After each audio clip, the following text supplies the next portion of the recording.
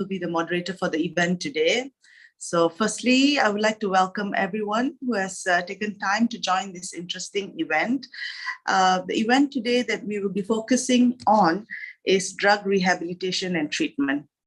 And I think this is a very important issue that has affected every nation on this planet. And we're really lucky to have a group of experts who will be able to share their experiences and the challenges and the way forward in treatment and rehabilitation in their respective countries. My name is Dr. Sangeet. I'm from Malaysia, and I'm currently involved with the Center of Excellence in Research in AIDS at University Malaya in Malaysia. And I've been working for the past 20 years on, I've worked with the government agencies on compulsory detention centers. And currently I'm working in the community on treatment and rehabilitation, and also in the group for Malaysian on drug change and policy, drug reforms in the country. So I think it's apt that we all share our experiences and to see how can we complement each other and share experiences and see the way we can move forward in treatment rehabilitation. Before we start, I would like to take note, a special note for the UN Working Group on Arbitrary Detention study on drug policy, which highlights concerns with the use of compulsory drug treatment as a form of arbitrary detention. And we know that the aim of this event, online event, is to encourage understanding about the state of drug rehabilitation and treatment services in parts of Asia, the areas of effectiveness and ineffectiveness, and recommendations for improving drug rehabilitation and treatment services. So we're lucky for this event. We have 4 distinguished speakers who have been working in drug rehabilitation and treatment from different perspectives in the region. Afterwards, there will be a short time for discussion questions from the audience who are invited. You can start as the speakers are presenting. You can start writing down your questions in the question and answer box during the event, and we can take the questions at the end of the presentation by the 5th speaker. So before I start, so this is a 90 minutes event. So we are hoping that each speaker would spend less than 10 minutes on their presentation before we move on to the next speaker, and we'll take the questions at the end. So I would like to start by introducing our first speaker, Karen Peters, who is currently the Regional Program Officer for Drugs and Health at the UN Office of Drugs and Crime, Southeast Asia Office, who has agreed to outline the situation on drug use and dependence in Southeast Asia and the responses from governments in terms of provision of drug treatment and rehabilitation. Okay, I think Karen, you can take the floor. Thanks, Sangeet, and also a big thank you to IDPC for inviting me to be part of this this discussion, including IFNGO. It's a real honor to be with you today. I'm going to share my my presentation. Give me a second. And I'm also going to try and stick to the time. Okay, Sangeet, please do remind me if I'm coming near the end of my 8 minutes, okay? So as Sangeet mentioned, I work for UNODC as the Regional Drugs and Health Program Officer. Somebody just came to my door. I'm going to ignore them and hope they go away. Okay, sorry, I have to take this, or else they might continue. Please give me a minute. This is what working from home does.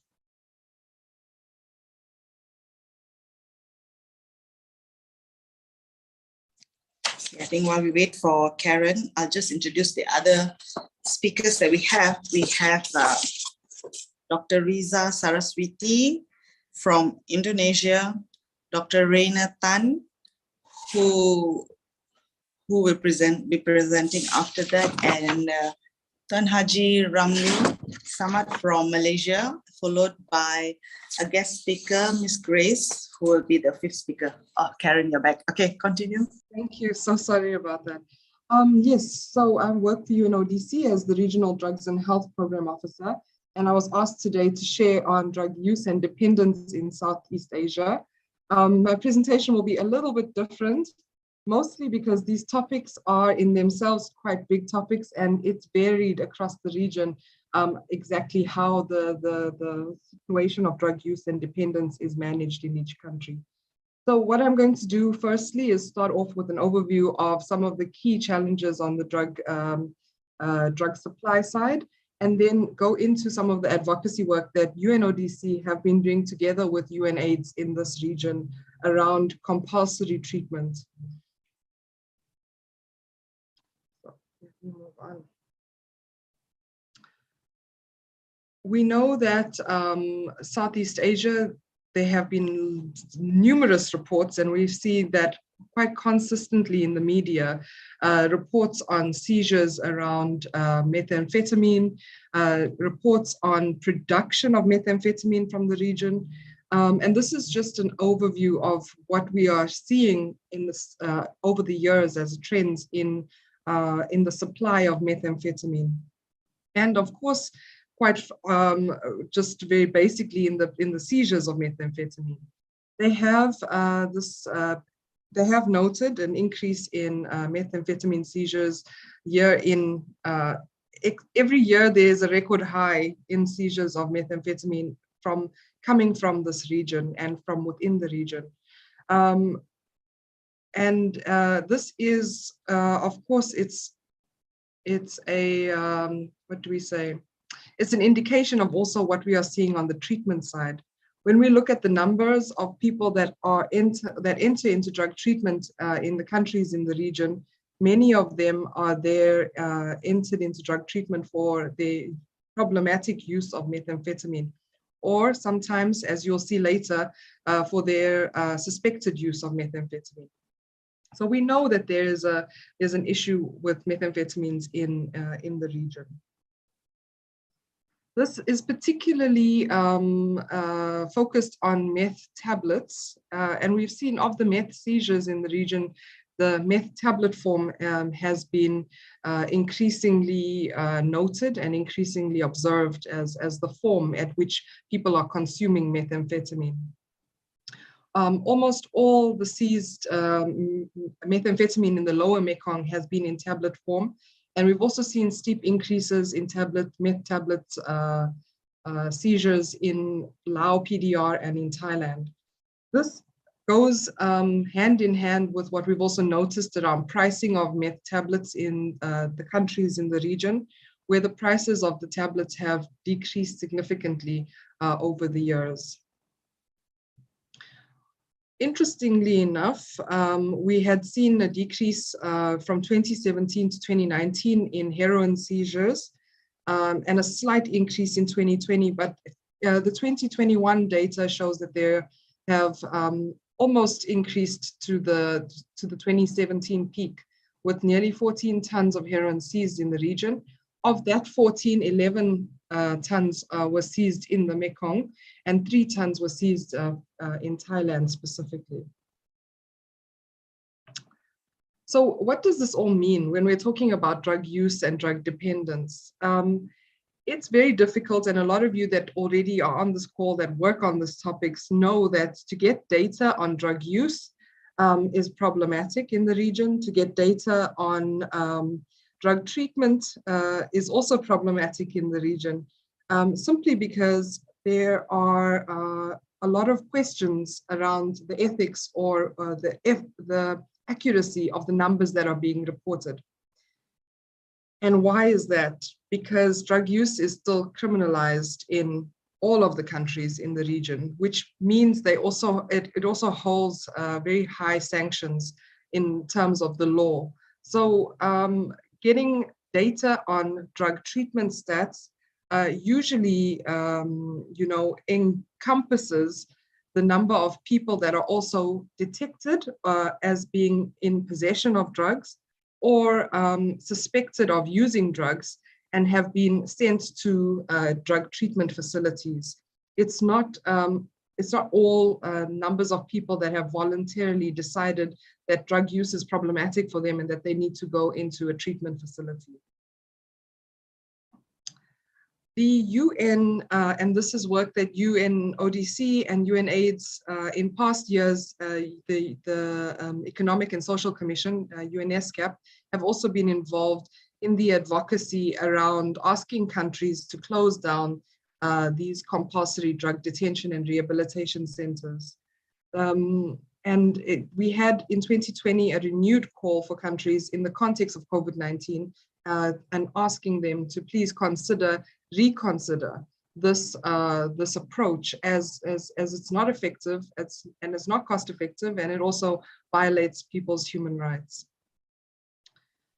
In this year, we finished the report last year, but we launched it this year in January.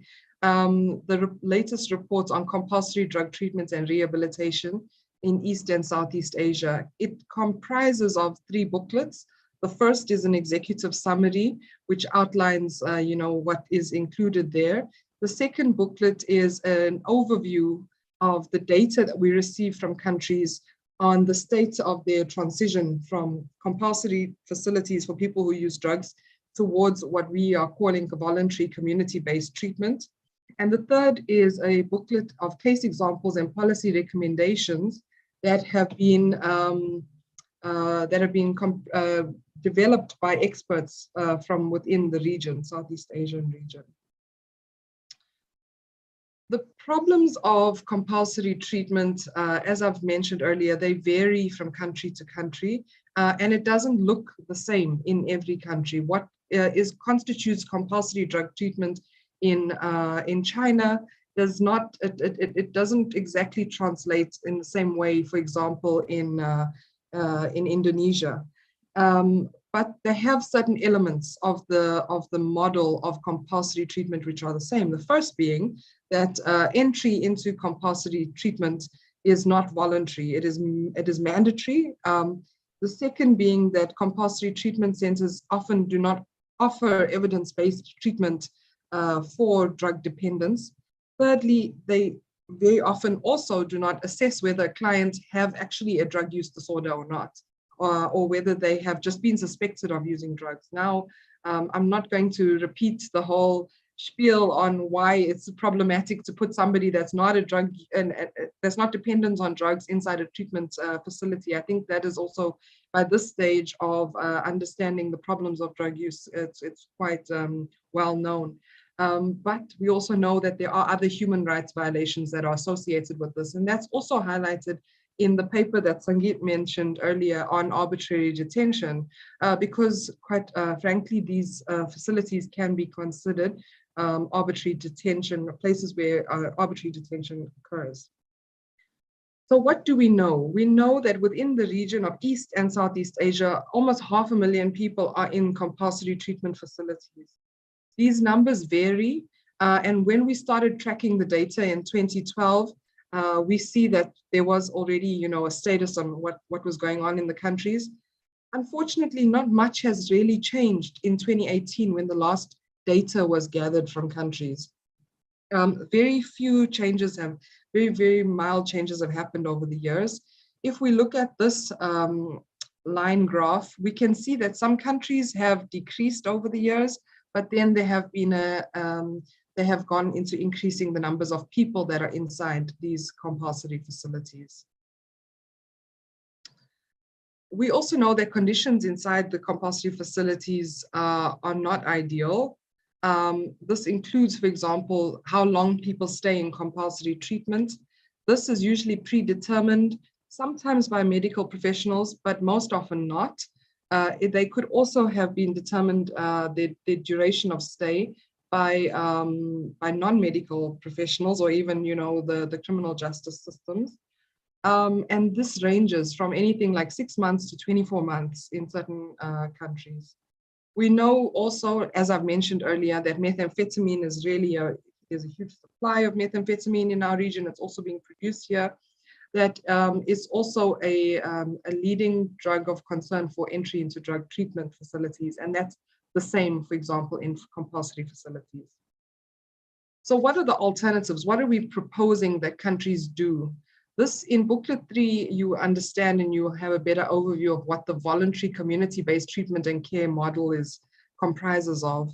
It's also not something new, but it is a comprehensive approach to dealing with what countries are calling the drug problem, right? Basically, it's an acknowledgement that drug dependence, or actually, the issues surrounding drug use are not, they are not just biomedical, so they're not just going to be solved by putting people inside treatment and forcing them into detoxification. Firstly, that's not evidence-based, and we know it doesn't work. But also, there are multiple factors that are leading a person to developing a dependence on drugs, and also possibly even leading people into using drugs in ways that are not, for recreational purposes. So the model of community-based treatment looks at a holistic approach to dealing with the problem that countries are defining as a problem of drug use. There are great practices within our region of where alternatives have been applied as opposed to using the compulsory model. There's a peer-led program in Indonesia that integrates harm reduction, peer-to-peer mental health support, and linkage with primary healthcare for people who use crystal meth specifically. And of course, in Laos, there's some community-based treatment approaches that the government have implemented in collaboration with UNODC. And this one is from Sisatanak Hospital. It's outpatient treatment and care services. We know also that there have been programs in China that have built a partnership between law enforcement and government agencies at the community level to help people that are using drugs access alternative measures. There's also low threshold take-home methadone that is being provided in Malaysia. Oh, it's actually quite a what do we say? A historic case, this low threshold take-home methadone provision. So basically, I just wanted to say that the concerns around drug use and dependence in the region, they vary across. The one thing that is consistent is that most countries in our region still have some form of compulsory treatment for people who are using drugs or people suspected of using drugs. And if you would like to know more about the advocacy that UNODC and UNAIDS have been doing together on this, please feel free to download the report. Or if you want more information about our expert advisory group, which consists of experts from the Southeast Asian region, please also feel free to go to that website. And thanks, Sangeet. That's all I have to share with you today. Thanks, Karen. I think this was, everyone was really waiting for this report because it's, and I think the question that everyone's asking is, Karen, where are these reports available and how can they access?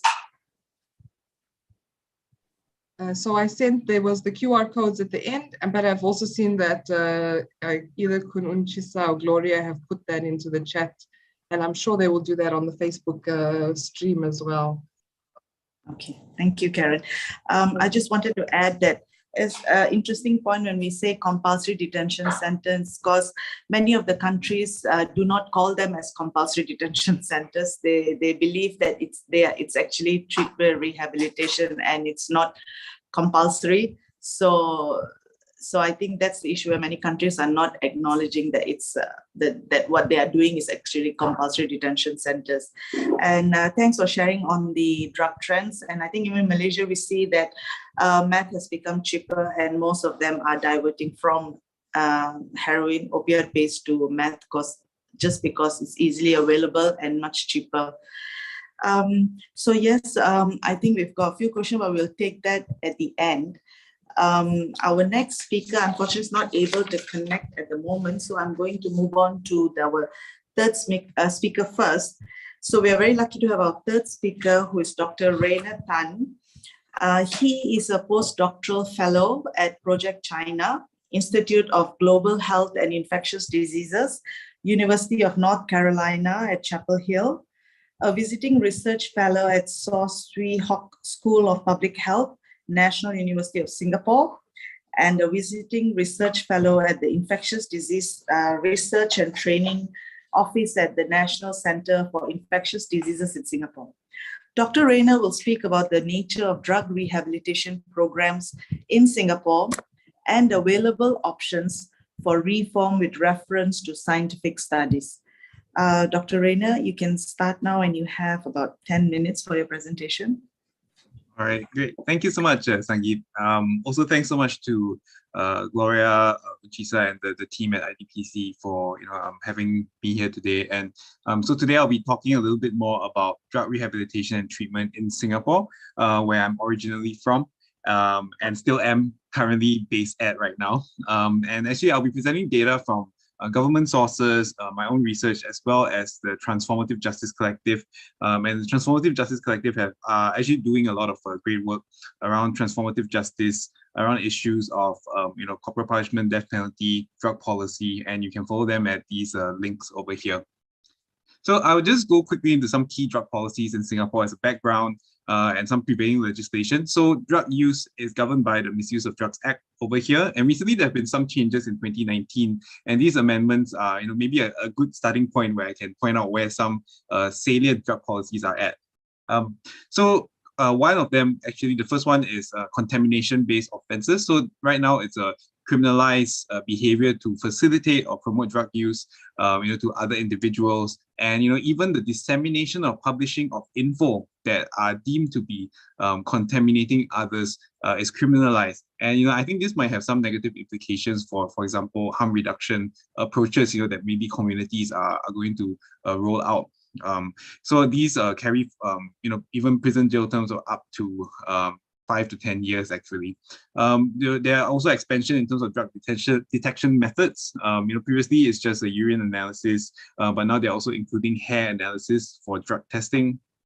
And this is where it's more relevant for rehabilitation and treatment. So one thing is that in the amendments have actually, I guess, two sides to it. One of them is, I think, separating the drug use from the penal offenses, which used to be actually lumped together in some way. This is a little bit more of an evidence, I guess, a little bit more evidence-based, a little bit more, some people see it as maybe a softening of that area, but also at the same time, there's an increase in the supervisory or supervision period for individuals who are caught for drugs. And I know this is a super lots of words on this slide, but I will actually point you towards this flowchart over here. So the first flowchart that you see actually is what happens to individuals who are caught multiple times for drug use in Singapore. So for the first time, you actually go into the Drug Rehabilitation Center. It is a compulsory rehabilitation center here in Singapore, and you are detained for 1 year. And if you are caught the second time, it's about 1.5 years, third time, 2 years average, and the fourth time, 3 years average is up to 4 years, and subsequent times as well. Previously, actually, if you're caught for the third time, you'll be placed in the penal prison system with a minimum of 5 years jail term, as well as corporal punishment in terms of 3 strokes of the cane.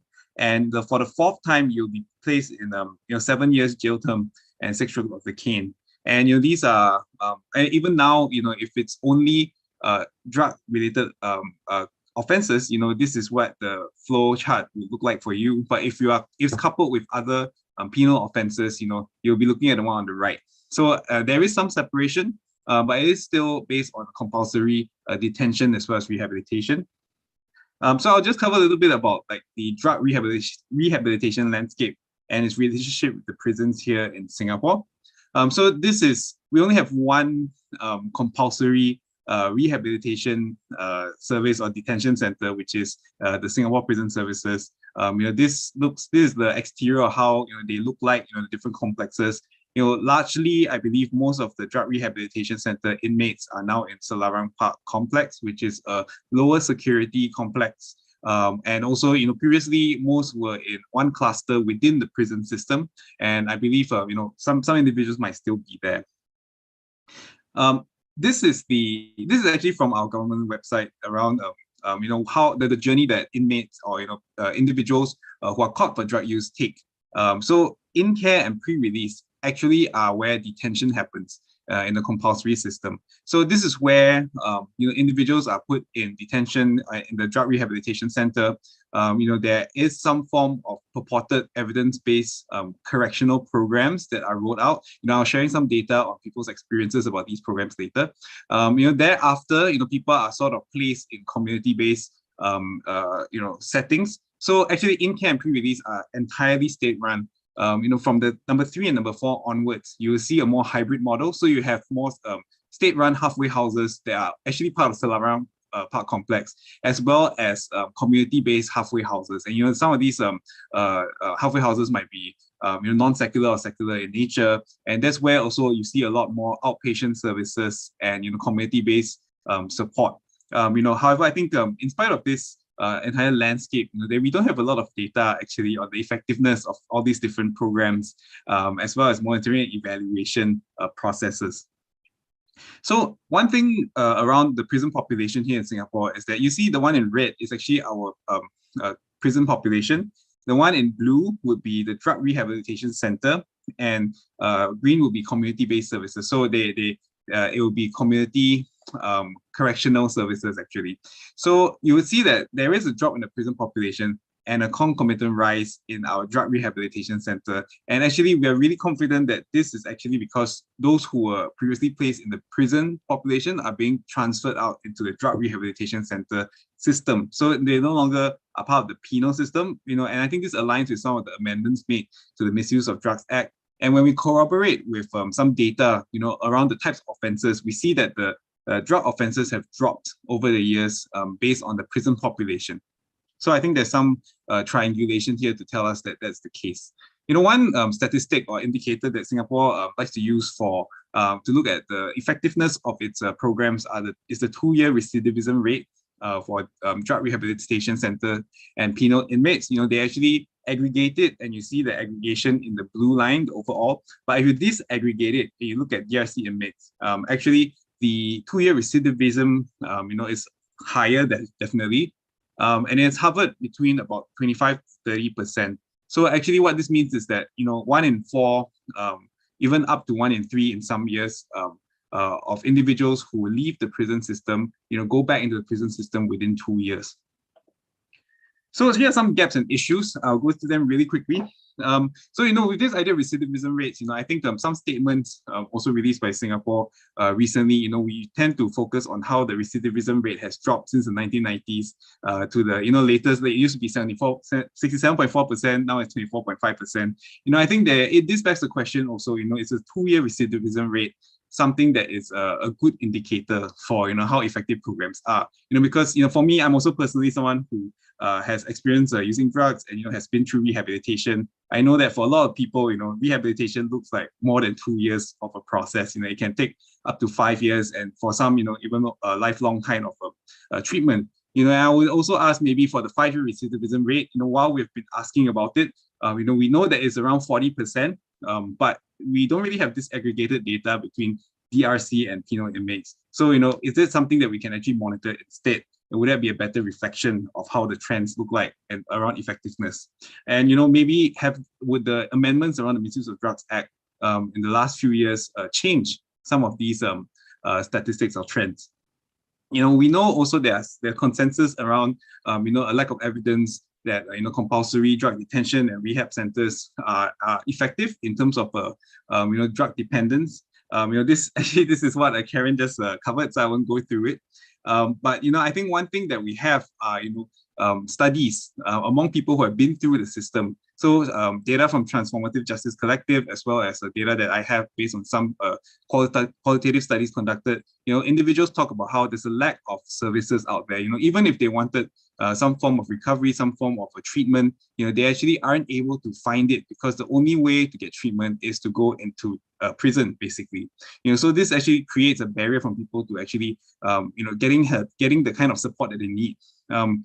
Also, for people who have been through DRC as well as aftercare experiences, some of them actually talk about how the experiences there, while they are meant to be evidence-based, they don't actually go and address the things that are driving or risk factors for substance use for them, based on their substance use dependence. For example, things around coping mechanisms and self-esteem issues, also as well as what they call underlying problems. And we know that a trauma-informed framework and structural issues that Karen has also actually pointed out. These are all really important when it comes to recovery from drug dependence. And for those who are not using it recreationally. These are also some other quotes from TJC. People reflect that a lot of narratives that they hear within the correctional programs are that drugs are bad. There's a lot of guilt, maybe some shame. There's also a kind of narrative that aligns with a certain agenda or maybe policy narrative here in Singapore. And this would actually not be really aligned with, let's say, behavioral approaches towards substance use treatment. So this is my last slide. Very quickly, definitely looking at voluntary types of rehabilitation services without fear of incarceration. That's something that's a big issue here in Singapore because of the heavy drug penalties. Also, when we're thinking about evidence-based approaches, which you often see this term, I also want to ask, what is this evidence? Where is it published? Who is the evidence for? Because even though we say that it's evidence-based, actually we know that there are so many different people with differentiated needs. And, I think a differentiated service model would also be important because there are so many people who also, based on intersectionality a lens, will require very much unique types of support services. Furthermore, are we addressing root causes and social determinants, instead of looking at punitive ways that potentially deepen inequities? So for maybe, for example, if we are looking at punitive ways of dealing with drug trafficking, maybe getting understanding of how people get to that space also is important. And the last one is having the right data to draw the right conclusions. There's also, I think it's a valid point to talk about what are the potential implications of let's say a heavy penalty associated with something. The local policymakers will talk about how it has a deterrent effect and so on.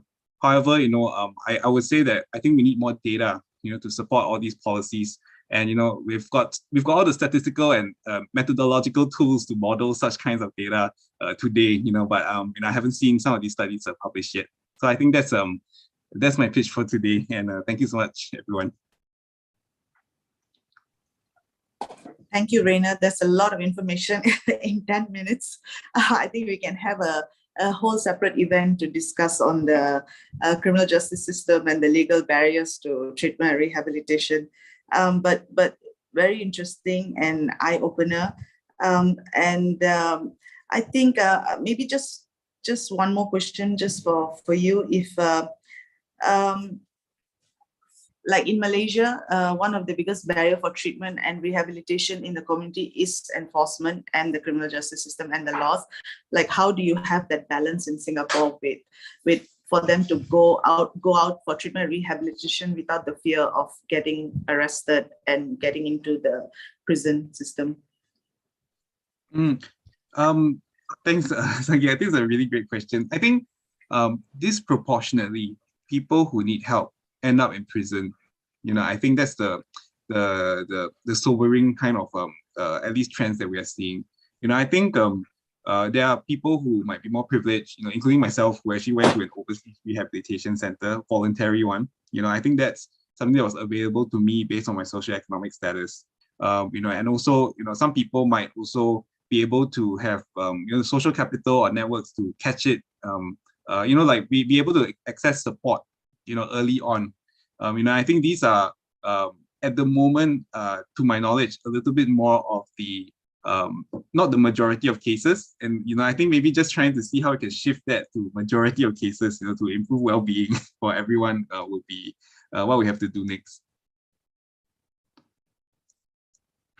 Thanks, Rena. And just one more thing, when you highlighted, there's a very good point on the evidence base, and it doesn't fit for everyone or every country, and evidence base depends on various other aspects. And where I personally believe that the root cause is always poverty and education, and that needs to be worked on for to overcome drug addiction. So I think just one of the points, like I said, for evidence-based in our society. Absolutely. I think all the the issues around poverty, stigma, systemic issues definitely come up. I totally agree. Okay, thank you. I think we'll have some other questions at the end of the session. We'll move on to our next speaker. So I'm not sure if Riza is on. I think we'll move on to our fourth speaker. So our fourth speaker is Tuan Haji Ramli Samad. He leads a drug rehabilitation service provider in Malaysia known as Pengasih. I think this is one of our pioneer centers in Malaysia, and he has championed this for a long time. And we will have him to explain his approach on drug rehabilitation in the context of Malaysia's overall response to drug use and dependence. Okay, Tuan Haji, you can start now. Yeah, can I share my screen? Can you see it? Yes, yes, we can see. Okay. Okay, first and foremost, thank you for having me today.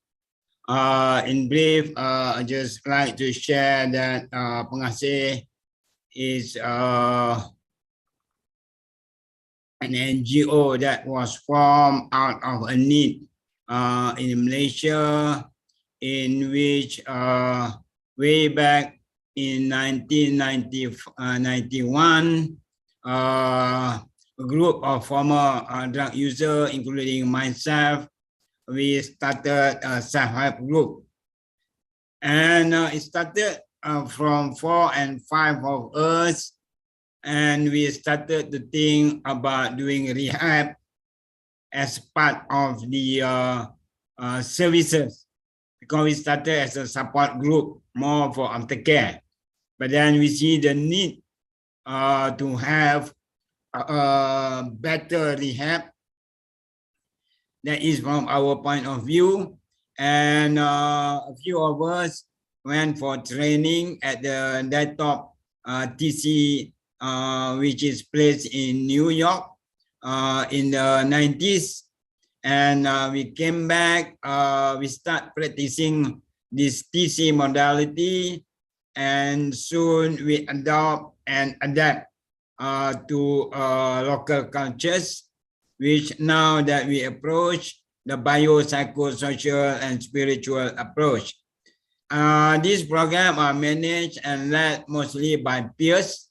We practice the family milieu concept approach and holistic person-centered, utilizing behavioral modification, whereby we have tools to modify behaviors, but we have adopted this as per Asian or local cultures. And intake is 100% voluntary, or in the sense that they are referred by family members. We have 6 rehab centers that houses around 50 to 100, and we intend to keep it small. We know that mass incarceration won't work, and in total we can accommodate between 400 to 500.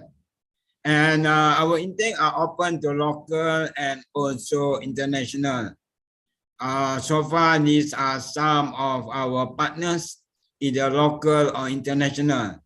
And these are in actuality, we have 9, but some are still under construction. The 6 are the active one. And we are building a complex that could house a bigger, perhaps an international training center. And in total, we have provided service to more than 15,000, in which more than 1,500 are international clients. So we practice from the intake assessment, which include physical, physiological, psychological, and using all evidence-based tools. Then to the detoxification or observation phase, and start into the program, and all the while with the support and involvement of the family. Then they go into the pre and re-entry and aftercare, and after 2 years completion, we consider them as graduate, and we will have integrate graduates annual like every 3 years. Our Biocycle spiritual focus on the individual needs, of course, physical and mental wellness through assessment tool, and also we sit with medical people, especially nowadays with a lot of methamphetamine clients, especially they have a lot of issue, drug-induced disorder, psychosis, schizo, bipolar, and many other things. And we also deal with comorbidities issue. For example, while they are having substance addiction, they are also facing gambling addiction or even sex addiction, and they have many other comorbidities or other diseases. And we make sure that we are in compliance to the medical expert diagnosis, that is giving medication in time and as per prescription. Every day we provide them 6 meal nutrition meal recommended by a dietitian, and daily activities we include like exercise, games, recreational. What's important is that we want them to feel good. You know, people coming out of addiction, you can put them into a stressful situation, regimented, or you further harden them. And we make sure they have enough rest and sleep. And what's more important is that number one is they have a safe, conducive environment for positive change.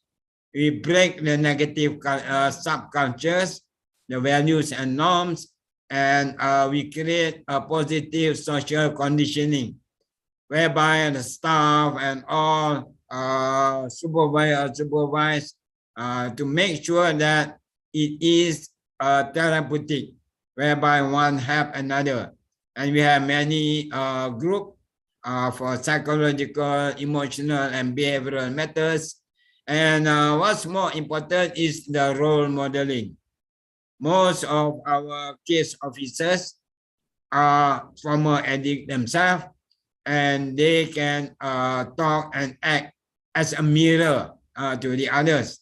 And we do some intellectual development and also set recovery goals together, which means peer-to-peer activities, either personal or interpersonal, and all these using the tool of the house. And these are all done to instill change of value, discipline, and self-efficacy. And in terms of spirituality, it's based on the individual belief system. And what's more important is also our program get the involvement of the family, which is very, very important. So this is day-to-day activities.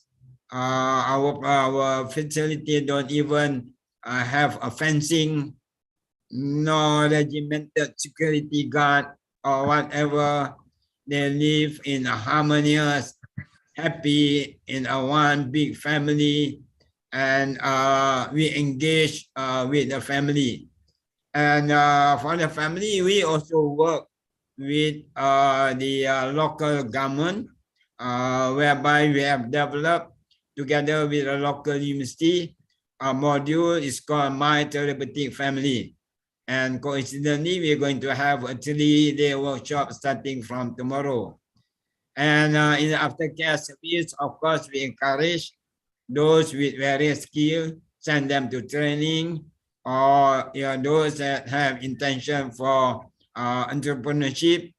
And we also have trained a lot of people, especially from Indonesia, Singapore, Brunei, the ASEAN countries. And until now, Oman is still referring to us as a consultant in developing their local program. So in a nutshell, that pengasih have the credential. We receive recognition from INL. That's the International Narcotic Law Enforcement from US. And also a research done by UUM, finding that 68% of our residents are drug-free after 2 years. And we have many partnership. And we highlight the importance of former drug users. They have valuable expertise and can play effective role. And also the continuum of care. So for the way forward, we are advocating that government agency should share more responsibility, which include the budget and the need for medical professionals to be also in running all the policy and program. And an urgent need to abolish the mandatory punishment and to provide alternative service. That's all. Thank you. Thank you, Tuan Haji. Yeah, I think you have done, Pengasih has done fantastic work over the years, and we need more champions. And if we are going to move from compulsory towards community base, we definitely need to enhance and expand the community base before we can change the law to make sure that our community setup is good enough to accommodate and able to help. Otherwise, it will just go back to the old system again. So, Tuan Haji, what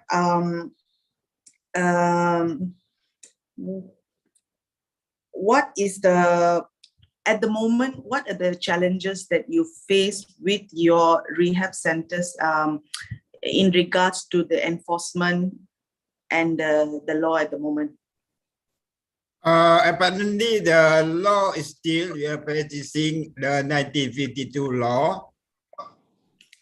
And we see that some, I would say, casual user or recreational user being punished. And I think our government should look more into community-based rehab, which has been approved in the 12th National Plan, yet to be seen, to be put into practice. And again, I think we need alternative programs. And how do you think can we increase or get all the NGOs to work together and have a good community-based program before we change the law? Okay, for your information, we have also a council.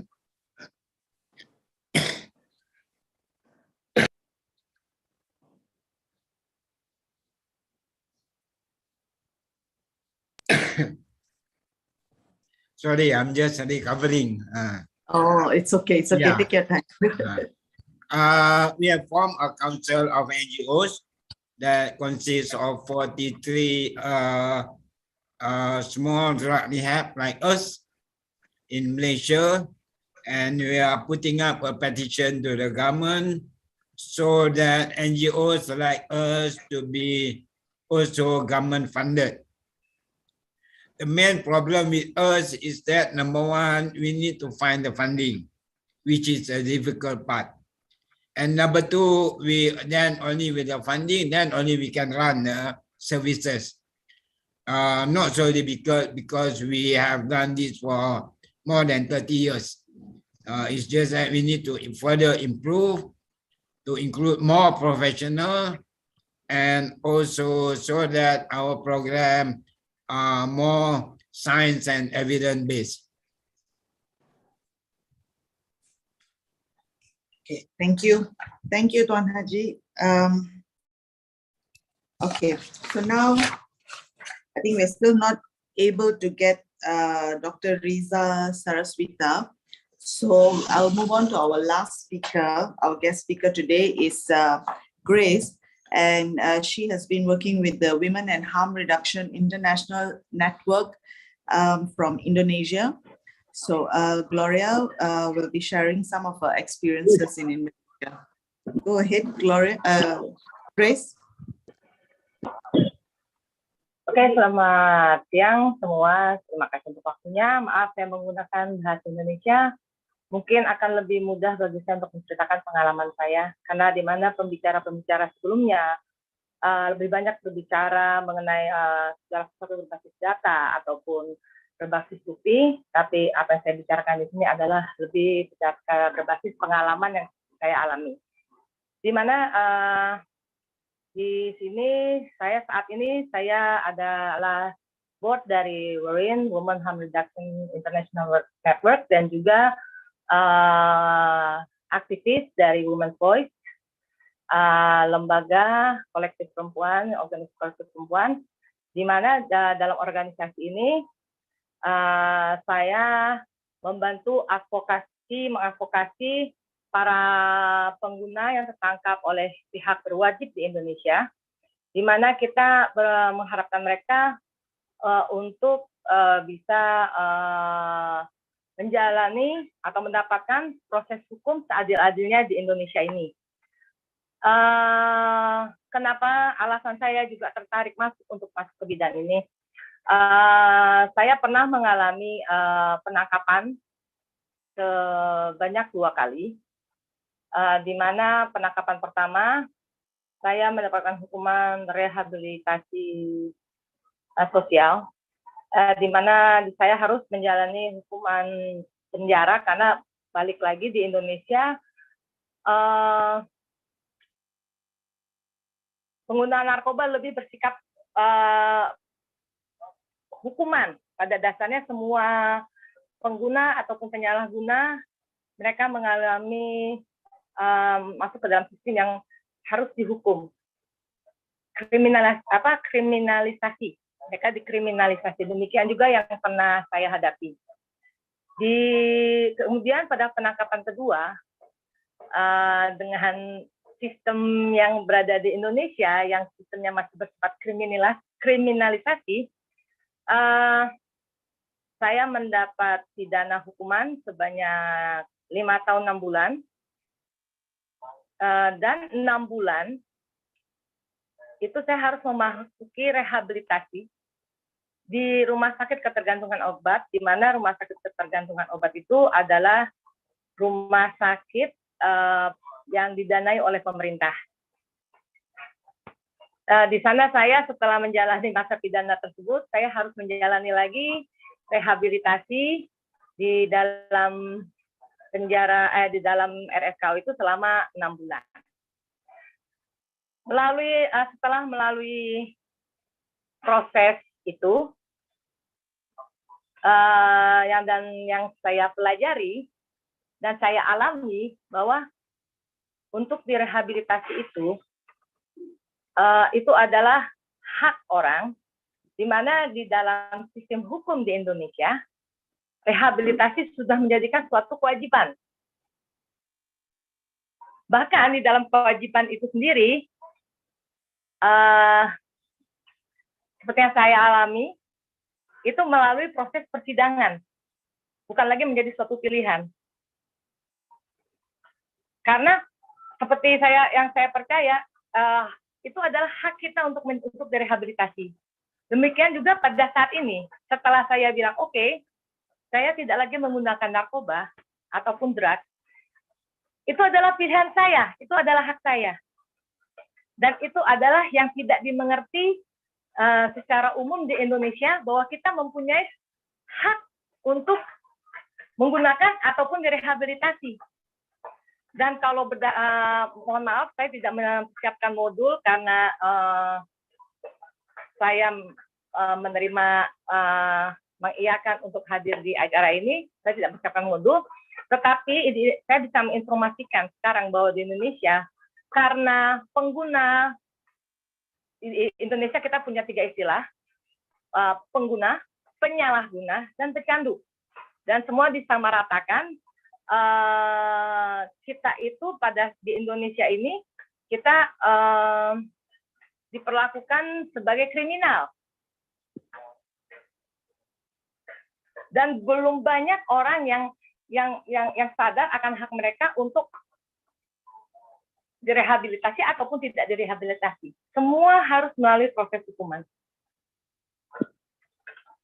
Oleh karena itu, kemudian saya terjun karena saya ingin di organisasi yang dimana saya berada sekarang, karena saya ingin banyak para pengguna, penyalahguna ataupun pecandu yang disebut di sini, mereka paham dan mengerti akan hak-hak mereka, dan mereka akan mengerti hukum yang ada di Indonesia. Dan saya sekarang saat ini membantu untuk advokasi apabila mereka tertangkap, apalagi mereka penyalahguna atau pecandu. Kita melakukan advokasi ke pihak kepolisian bahwa mereka setidaknya harus memasuki rehabilitasi. Walaupun pada dasarnya saya kurang setuju, karena balik lagi untuk masuk ke rehabilitasi itu adalah hak setiap orang. Tapi menurut saya itu akan sangat membantu dan jauh lebih baik apabila mereka dipenjarakan. Karena di sana, di dalam penjara, mereka tidak akan menjadi lebih baik menurut saya, apalagi apabila mereka yang mempunyai latar belakang mental health, itu tidak akan menjadi lebih baik. Oleh karena itu, saya sekarang melakukan advokasi supaya para pengguna bisa mendapatkan rehabilitasi. Itu yang bisa saya lakukan saat ini di Indonesia, dan saya berharap juga ada pihak-pihak tertentu di luar yang akan membantu, karena di Indonesia ini akan ada revisi undang-undang narkotika, tapi di dalam revisi itu pun sendiri masih banyak unsur-unsur kriminalisasi untuk para pengguna ataupun penyalahguna. Saya berharap juga ada masukan-masukan yang akan dapat membantu supaya terjadinya revisi itu dengan baik dan benar. Setidaknya itulah yang bisa saya informasikan untuk saat ini berdasarkan pengalaman saya. Terima kasih. Terima kasih, Grace.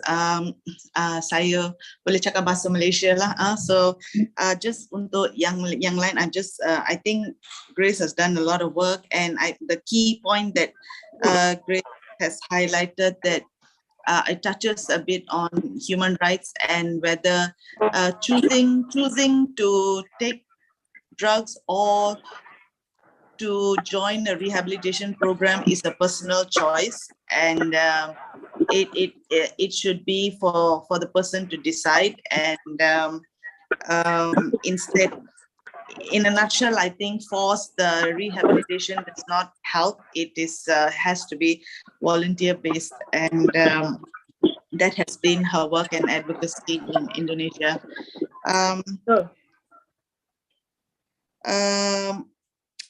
I think saya akan tunggu untuk selepas ni untuk tanya soalan Grace.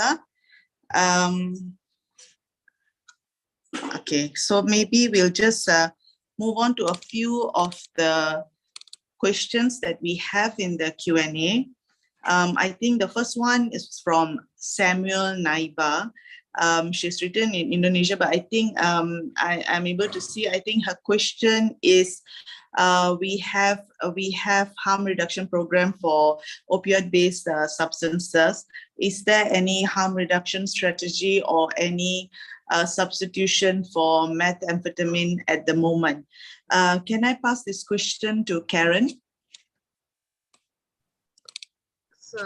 Thanks, Sangeet. And thanks, Grace. Sorry, what was it that was the question? Thanks for the question. Sorry. That was a very interesting question because you've spoken about a substitution therapy as harm reduction. And I think it links up with the other question that was asked later on around the relationship between harm reduction and drug dependence treatment. There are several interventions that can be and have been implemented for harm reduction for people who are using methamphetamines. It simply goes to asking ourselves and understanding what are the risks associated with using that type of drug. So it can be, crystal methamphetamine, smoking crystal methamphetamine from a pipe. There might be risks associated with that, right? There are actually some health risks associated with sharing a meth pipe with other drug users. There might be risks associated with, the quality of the substances that the person is taking. So it really goes back, like I said, to understanding what are the risks associated with that. We have a guideline that UNODC have produced. It's called HIV prevention for people who use stimulant drugs. And it offers a range of interventions for preventing HIV and other communicable diseases amongst people who are using stimulants, methamphetamines. But your question, around substitution therapy, and that is an interesting one. So at present, there is no internationally accepted substitution therapy as effective as the methadone that is being offered, or buprenorphine in some countries. We just don't have it, and I think you know that. There are some cases that have been promising, and there's another document that I'm going to share with you in the chat that shows some evidence in different parts of the world that have where they are, using other types of stimulants as substitution therapy for people who might be dependent on stimulant drugs. I'm not going to go into that detail because I don't think it's necessary. But I think the interesting the part that I want to get to is when you're asking, harm reduction and opioid agonist therapy or substitution therapy and the role that falls in. Initially in the HIV realm, methadone, let's say methadone or opioid agonist therapy was introduced into countries to prevent this people from who are injecting to get people who had a dependence on heroin into a type of a treatment modality which would lessen their risk. The idea was lessen their risk associated with their drug use, if that is how you understand it from a harm reduction lens. If you understand it from a drug treatment lens, it is essentially getting people onto methadone so that they would be using that treatment for the rest of their lives, right? As long as they had the dependence on the heroin as a replacement, as a substitution. That's it, substitution therapy. Now, this is controversial because as a harm reduction strategy, what are we looking at? We are looking at how to prevent people from contracting severe illnesses or chronic diseases that they would have to deal with for the rest of their life, right? When we are looking at the risks associated with using methamphetamines, we have to ask ourselves really, what are those risks? We know, and I'm sure that Dr. Tan also will tell you some things about that, maybe some of his research around men who have sex with men and their use of methamphetamines for sexualized drug use, right? So there are some risks associated with HIV acquisition in that instance, or other communicable STIs or diseases, right? But when it comes to people that are using methamphetamine, a large majority, not all, are not necessarily injecting.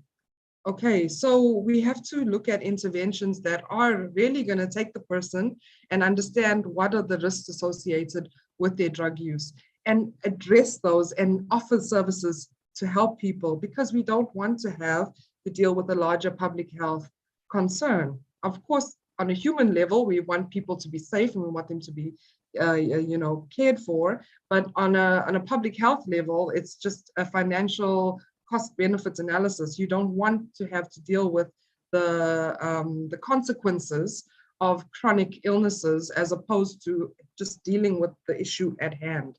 And I think that is a more pragmatic approach to understanding the necessity of harm reduction interventions, which might not, on a model scale, gel with people, because some of these interventions, for example, we are promoting people using,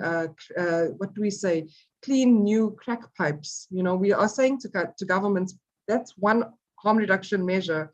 We are saying, please make sure that people use needles and syringes, clean needles and syringes every time they inject, right? So there's issues that people have with harm reduction, but not necessarily from a public health level, more from a moral level, and of course from a legal perspective, because in many countries, these implements are considered drug use paraphernalia, which is criminalized as well as their drug use. So there's really a lot that needs to be done, both in advocacy and also in public health. But the good thing that I want to say in this region is there are also really great examples of harm reduction interventions for methamphetamine that have been effective. Indonesia, Vietnam, Thailand, we have really, even in Malaysia, I'm sure. Well, I know, but for sure they are there as well. So let's scale up what's been proven to work. Thanks, Sangeet. Thanks, Karen. Yeah, I think harm reduction can be used in any form, in any dependency of any substance, that it can be planned accordingly. I'm going to just continue with the next question. It's the last one, but it's related to this question. A question for any panelist that would like to address it. Can you speak about the importance of harm reduction interventions and more generally harm reduction philosophy as part of a continuum of drug dependence treatment?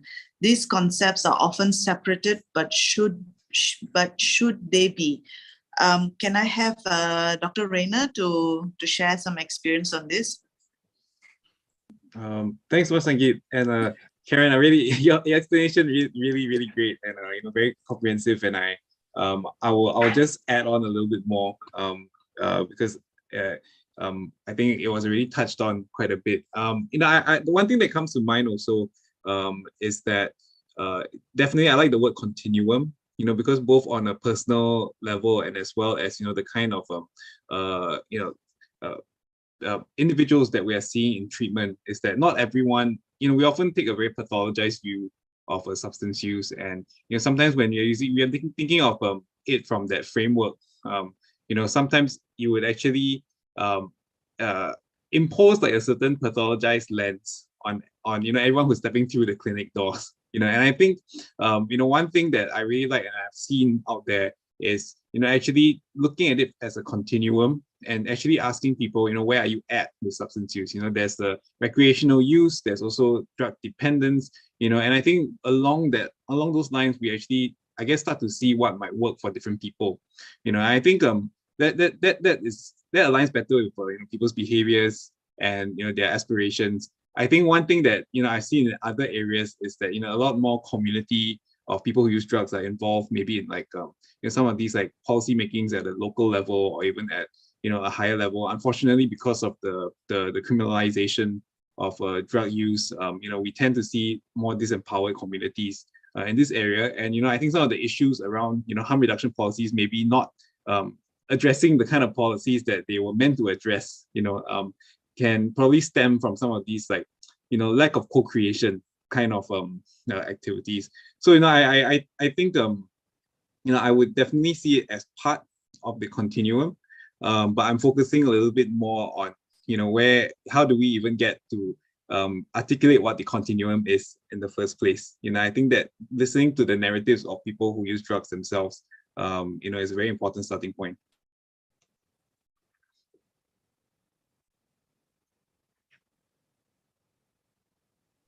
Thanks, Rayner. I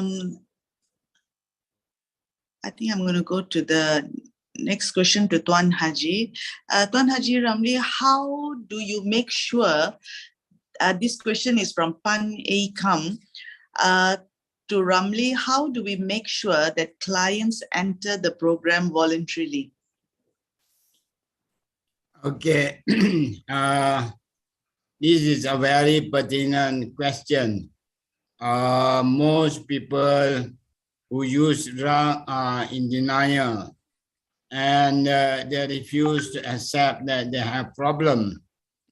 Normally how it works is that number one, pengasih, we do advocacy, and also we do some promotions, especially through the social media, appealing to people who use drug and providing hope that drug addiction can be arrested or it can be treated. And we show a success story. We show that people who recover, and most of these testimony are done. I mean, as we do not hide their identity, those that are willing to come up front, and this to show authenticity, that these are real people. We do make mistake, and we are able to change. No doubt there are many theories and findings with regard to this disease concept. However, we have people who have lived more than 30 years, 20 years, and living a drug-free life just like normal citizen. And number two, our family. Normally, family play an important part, especially in convincing people who use drug, and also making some, I would say, negotiation with the patient. And we have seen people who came in hesitant, like 50-50, but finally I can see that more than 60% of these people, once they have gone through the program, and they do not relapse. Because one thing that in Pengasih, we do believe no one wants to remain as an addict. No, it's not an easy life. They might want to take drugs and feel the good effect of it, but no one wants to remain as an addict, especially in Malaysia, with the law, with all those enforcement, and it's not an easy life. No doubt, drug might make the person feel good, but it's not worth the other risk. And we continuously making appeal, and we see that more and more young people nowadays, especially during COVID, we have like 3 medical students and 2 specialist doctors that came in. You know, post-COVID, they're stressful, work a lot and all that. And they came in voluntarily. Even one CEO that came in, asked for a short term, and we make assessment. That's okay, because he's willing, he wants to change, we just accommodate. And because we see that different people have different needs, our program are tailored to that individual need. Some people might just require 3 months. They have to go back to work or study. Some might require 6 months. And some even after 1 year, especially now with a lot of comorbidities, especially drug-induced mental disturbances, a lot. More and more. Our client is like 95% are all on meth. Because meth are easily and affordably available. And you know, now is even they have delivery, it's just online. It's no more of those places that used to be I mean, patterned by pushes. No, it's just all online. So we cater with the time and the needs. Thank you, Nan Haji. I think that explains the reality and what's on the ground, and who are the people who need help and how we can help them.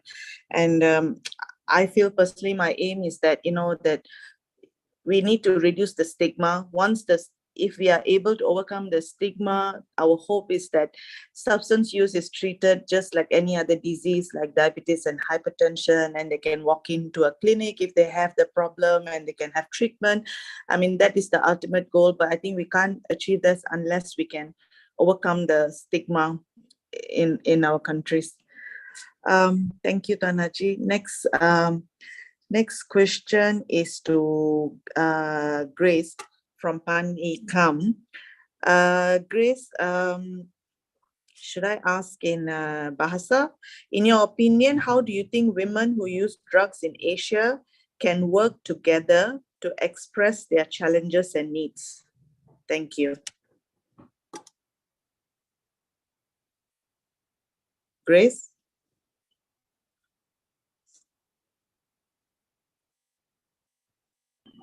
Oke, kalau menurut saya, sebab kita harus lebih membuka jalur komunikasi dengan organisasi perempuan pengguna nafkah yang ada di Asia Tenggara ini, karena melalui jalur komunikasi itu kita bisa mengumpulkan data-data, karena setiap negara mempunyai regulasi-regulasi terhadap pengguna narkoba yang berbeda. Karena pada tujuannya yang kita usahakan adalah sama, yaitu untuk mendiskriminalisasi pengguna narkoba, pengguna narkoba di Indonesia ataupun di negara-negara lain. Tapi juga bukan itu berarti bahwa mereka juga diwajibkan untuk masuk ke rehabilitasi, yang mungkin dalam rehabilitasi itu bisa memberikan keuntungan bagi pihak-pihak terkait yang akhirnya akan menciptakan suatu sistem korupsi yang sistemik di Indonesia atau mungkin terjadi di negara lain, sehingga tidak memberikan keuntungan bagi para pengguna ataupun pecandu itu tersebut. Oleh karena itu, dengan kita coba untuk mengumpulkan data mengenai bagaimana kebijakan narkoba yang ada di setiap negara di Asia Tenggara ini, sehingga kita bisa mengambil sikap langkah-langkah yang tepat, di mana apa yang bisa kita perbuat sehingga akan membentuk perundang-undangan yang menguntungkan bagi ataupun lebih memanusiawi pengguna narkoba itu tersebut. Itu menurut saya. Terima kasih. Terima kasih, Grace. I think what Grace has highlighted, that there needs to be more communication among the NGOs and we also need to collect the data of drug use, and also look at the different situations in each country. I think all the dynamics are different in each country, and I think for women, there's a whole set of different issues that we need to look into: the family situation, children, and then to come up with more humane laws or to address this drug problem among women. Thank you, Grace. Okay. Oke, pada prinsipnya memang saya tidak setuju dengan pemenjaraan ataupun kriminalisasi yang terjadi di negara Indonesia ini. Terima kasih, Grace. So she's against criminalizing and incarcerating people for drug use in Indonesia. Okay. I think we've got one more question. The peer support system is good. May I know, are there any peer having a drug abuse problem after they graduate and while working in the project? Can I ask Reina to answer this, and Tuan Haji? I guess I will answer from two perspectives. One is because I'm also part of a community-based organization that uses a lot of peer support services, for drug rehabilitation and support. So, actually, right now we're doing some monitoring and evaluation around the role of peer support services within our own center. But to our knowledge, based on the evidence, it does actually help. I think SAMH does have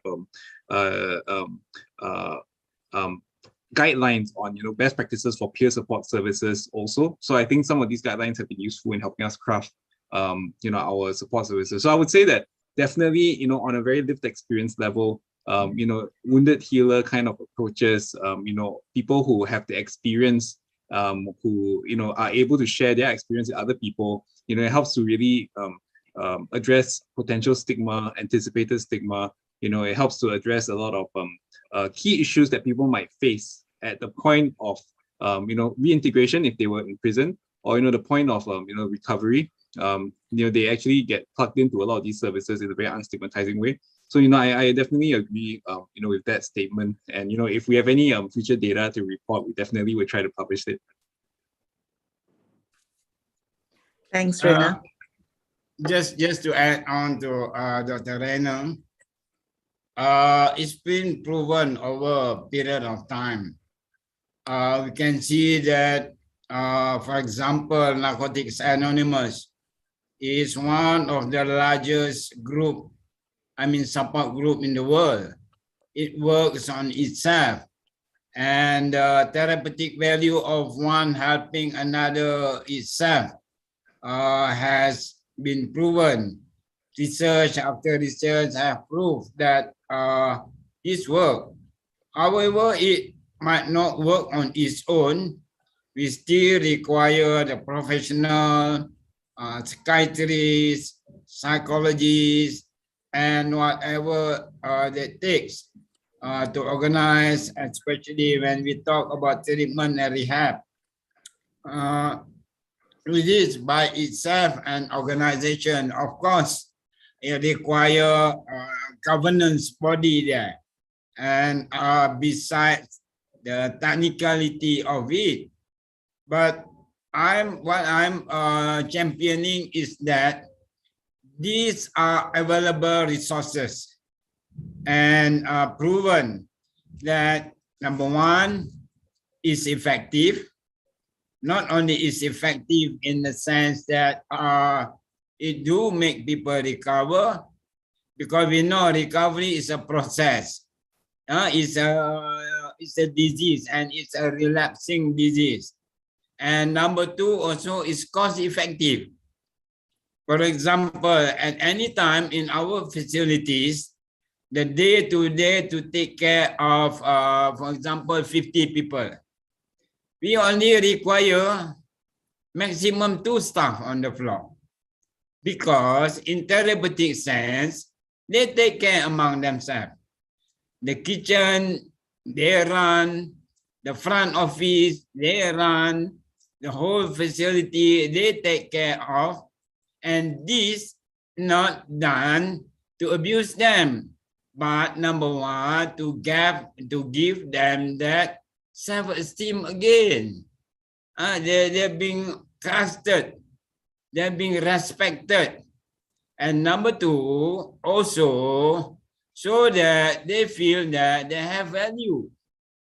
And this again will booster their recovery.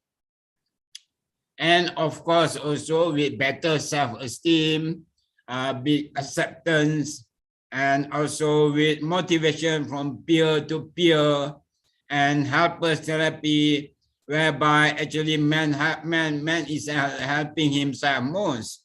Our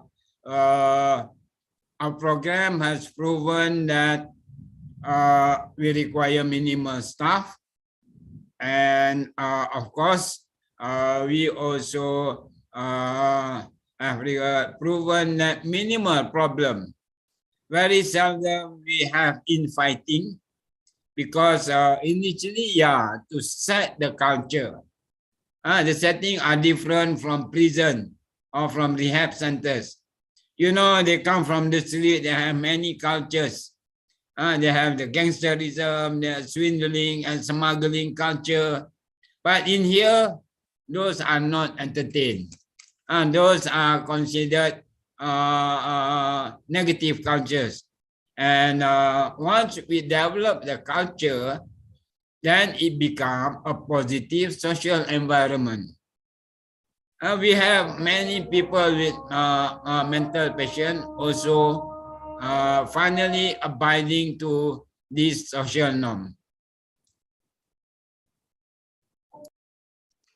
Thank you, Tahaji. I agree totally. I think no one program fits everyone. It has to be customized. It has to be individualized, and to see which suits each individual. I think we are coming towards the end. I'm just going to ask the last question to Karen. On the last question, I think it was addressed to all the panelists. The importance, I think we can end with the importance of harm reduction interventions, and more generally, harm reduction philosophy as part of the continuum of drug dependence treatment. These concepts are often separated. So any last comments from you, Karen? Thanks, Sangeet. I think we kind of answered that already through the course of the discussions. So yeah, of course, harm reduction is quite essential. I'm not going to place it within the continuum of drug dependence treatment. I think it is harm reduction services should be primary healthcare services. They don't necessarily, you know, fall within the drug treatment realm. And that's also something that's quite interesting from what we were discussing just now on the peer support. I heard Reina and I heard Mr. Ramli's presentation of the importance of peer support, but Mr. Ramli was talking about peer support from the perspective of recovery. So when people are actually in a rehabilitation program, peer support in harm reduction is critical. It is so essential as well. It is the cornerstone of how to reach and how to really get access to people who use drugs, who are so marginalized and haven't and are actually not accessing the health services because of fear of criminalization, of social stigmatization. So really, if your harm reduction programs do not have a peer support component or do not have a peer outreach component, right? Then I think that you're doing something wrong, especially in this region.